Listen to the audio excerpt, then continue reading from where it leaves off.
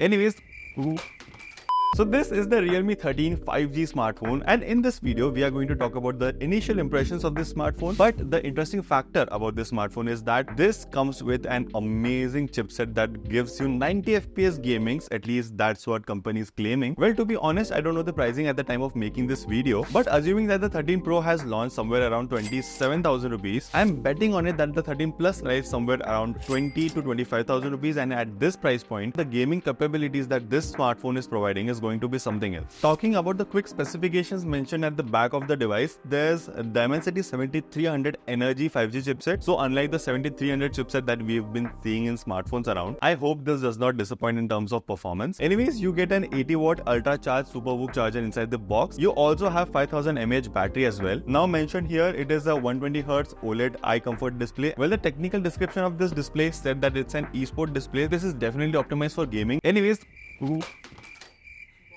real life drop test. Okay, nothing happened as such. There are no visible scratches or dents that I'm seeing. Okay, so it's good to go. I mean, we had a little accident inside the studio, but the drop test is quite successful.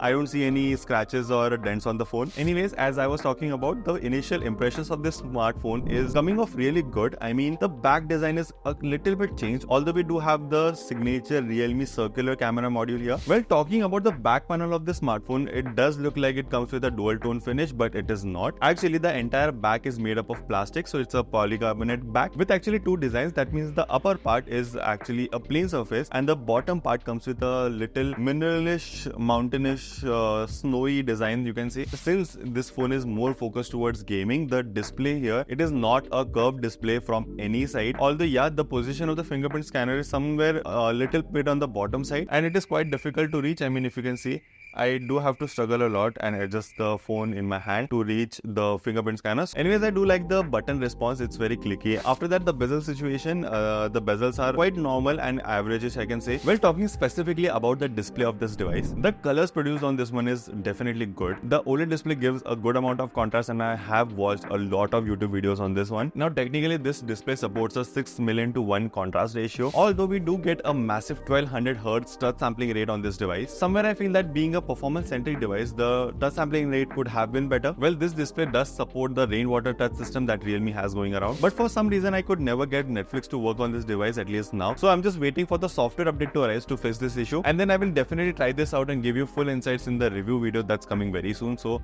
stay subscribed, press that notification bell so that you don't miss it. Well, this smartphone comes in total 3 colors, that is dark purple, speed green, and victory gold. Now the one which I have here is the speed green color, and it is a very subtle color. Now coming to the performance, and this is exactly where the phone shines. I did try out a few games and the performance is exceptional. At least you do not get any kind of lag or a stutter inside the gameplay, and the highest graphic that you can pull out from BGMI using this phone is HDR plus Extreme, and at that setting as well, I tried the game out for about an hour or so, and even then the phone did not lag or heat up. Well, interestingly, Realme has brought the GT mode in this device, and you can actually use the GT mode to enhance the performance. You can also get 90 FPS gaming at smooth setting, and that turns out also good. I did track the frame rate while gaming, and it does stay consistently at 90 or 89, but only while doing heavy movements inside the game, it drops to somewhere around 70. Now, if you go for the 12GB version, you also get an option to extend the RAM by 14GB, which by the way, Realme is claiming that you can keep 32 applications in the background, and along with that, Realme 13 Plus comes with a 6050mm square vapor cooling chamber technology, which is kind of the biggest vapor chamber in the segment, and it does keep the phone a lot cooler in longer gaming sessions. But now let's talk about the massive 80 watt charger that you get inside the box, and that is something which you can easily use to get 1 hour gameplay by just charging the phone for 5 minutes. And at a normal room temperature, the phone charges from 0 to 100 in about 40 to 50 minutes. Talking about the cameras now, this phone comes with a 50 megapixel OIS sensor. It is the Sony LYT600 sensor that we see in the 13 Pro series as well. Well, this phone does support 4K videos, and you can easily shoot at 1080p 60 FPS, and with the OIS involved, the videos do not shake a lot, and even the night mode on this phone is quite quite good, and I mean, I did try to take a lot of pictures inside a closed room. Even the portraits are good. In good lighting condition, you can get a good amount of bokeh. But there's a tiny complaint that I have. This smartphone does not have the wide angle lens. Now, I do agree that this phone is not made for photography, but that's one thing a lot of people have been asking me, if this phone has a wide angle lens or not. You also get the IP65 rating on this phone, so you get a little bit more of the water and dust protection. Apart from that, the UI experience is good as well. It's a 120Hz panel, so the smoothness is definitely good. While using the UI, you do encounter a few irritating things. That means whenever you pull up the application drawer, the keyboard quickly opens and it somewhere hampers my quick access to applications. Now, this is something which you can turn it off inside the settings, but by default,